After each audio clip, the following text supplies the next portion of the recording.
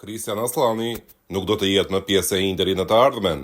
Tani është e qartë se ardhmja e mesfueshërit shqiptar është shumë larg zikkaltëreve dhe ky vendim mund të quhet i zyrtarizuar që në këtë moment mesfueshëri shqiptar po vuan shumë paragjykimet për gabimet e së shkuarës, teksa edhe në një moment kur paraqitet mirë, gjithmonë merr kritika të mëdha dhe quhet fajtori kryesor nëse Interi humbet, edhe pse në fakt nuk ka qenë ai përgjegjësi për atë humbje.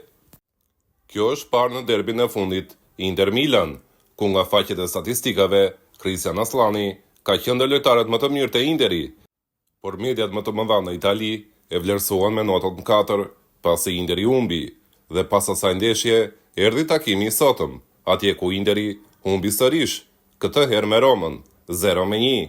Me këtë rezultat, Interi fal titullin kampion Napolit, që në rast fitore sot në mbrëmje kundër Torinos e lë Interin me 3 pikë.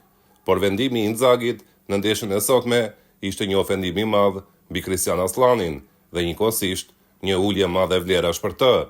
Nëse Zielinski dhe çdo shpikje tjetër e Inzagit për të mos hedhur Aslanin në fushë merr të jetë, sot fantazia e trajnerit të Interit ka shkuar shumë larg.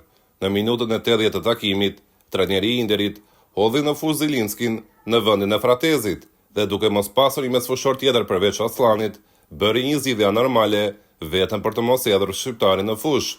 Inzaghi vendosi Korren, një sulmues pyk, në rolin e Barelës, pra në rolin e mesfueshorit.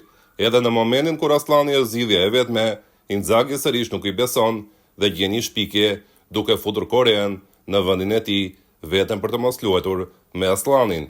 Situata tani ka shkuar shumë larg. Të futësh një sulmues vetëm për të lënë jashtë Kristian Aslanin tregon shumë sa i përket mendimit të këtij trajneri të Interit mbi shqiptarin. Sinjali është i qartë, Kristian Aslani nuk ka më vënë në ekip.